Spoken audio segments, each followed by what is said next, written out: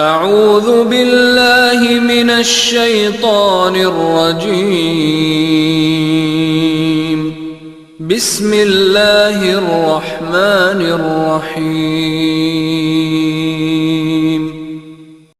آخری دو صورتیں بہت بڑا تحفہ اللہ کی طرف سے۔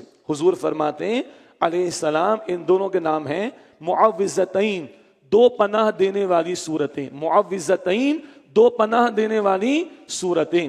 پھر حضور فرماتے ہیں ان جیسی کوئی صورت نہیں جس سے پناہ طلب کی جائے، اللہ کی پناہ حاصل کی جائے، ان جیسی کوئی صورت نہیں۔ پھر حضور فرماتے ہیں بہترین تعوذ ہے شرور سے بچنے کے لیے، اگر تم اللہ کی پناہ میں آنا چاہو تو یہ بہترین صورتیں ہیں۔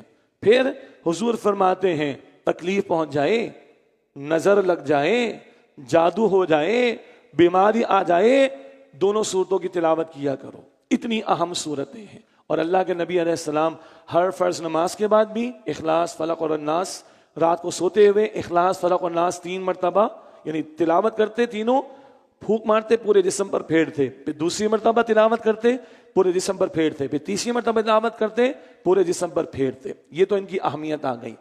اگلی بات ہے سورۃ الفلق میں کچھ شرور ہیں جو باہر سے حملے کرتے ہیں، ان سے بچنے کی دعا۔ اور سورۃ الناس میں کچھ شرور ہیں جو اندر سے حملہ آور ہوتے ہیں، شیطان، اس سے بچنے کی دعا۔ بسم اللہ الرحمن الرحیم۔ سورۃ الفلق، قل اعوذ برب الفلق، اے نبی یوں دعا کیجئے میں صبح کے رب کی پناہ میں آتا ہوں۔ رات کی تاریکی کو ہٹا کر دن کی روشنی کون دیتا ہے؟ اللہ۔ تو شرور سے بچا کر عافیت کون دے گا؟ اللہ۔ قل اعوذ برب الفلق، آپ فرما دیجئے، یوں دعا کیجئے میں صبح کے رب کی پناہ میں آتا ہوں، من شر ما خلق، ہر اس چیز کے شر سے جو اللہ نے پیدا فرمائی، ہر شر سے۔ تمام شرور آ گئے، لیکن آگے 3 باتیں خاص۔ وَمِن شَرِّ غَاسِقٍ إِذَا وَقَبَ، اور اندھیری رات کے شر سے جب وہ چھا جائے، چوری، ڈاکے، لوٹ مار، جادو ٹونے، بدکاریاں، یہ سارے شرور رات میں اکثر ہوتے ہیں، تو رات کا خاص ذکر۔ وَمِن شَرِّ غَاسِقٍ إِذَا وَقَبَ، اور اندھیری رات کے شر سے جب وہ چھا جائے۔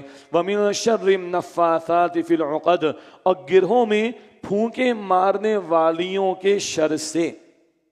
اور اس نفاسات کا ترجمہ پھونکے مارنے والوں کے شر سے بھی کیا گیا، جادوگر مرد ہوں یا جادوگر عورتیں ہوں، وہ سب اس میں شامل۔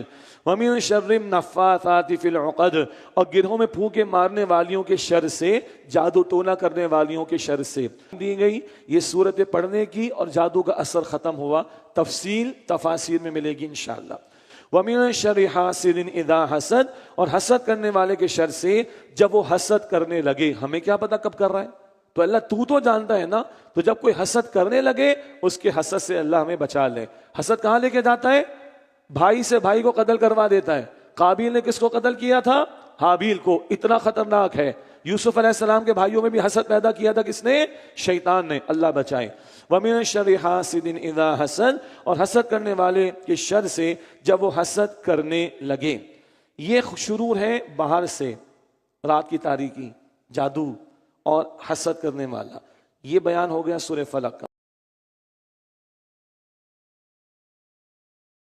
آخری سورت سورۃ الناس، قل اعوذ برب الناس، اے نبی علیہ السلام یوں دعا کیجئے میں لوگوں کے رب کی پناہ میں آتا ہوں، ملک الناس، لوگوں کے بادشاہ کی، الہ الناس، لوگوں کے معبود کی۔ کس بات کے شر سے بچنے کے لیے؟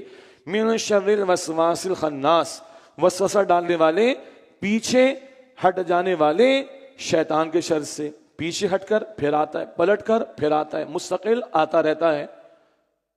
الذی یوسوس فی صدور الناس، وہ جو لوگوں کے سینوں میں وسوسے ڈالتا ہے۔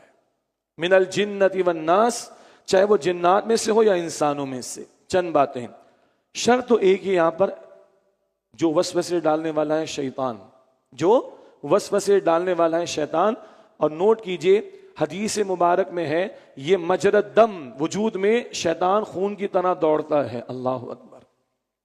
اور یہ اندر کا شر خطرناک ہے۔ دیکھیے باہر سے کوئی گولی مارے گا مر جائے گا نا بندہ، بڑی بھاری بات میں کہہ رہا ہوں، بلٹ مارے گا مر جائے گا، ٹکڑے کر دے گا، جسم گیا میرا۔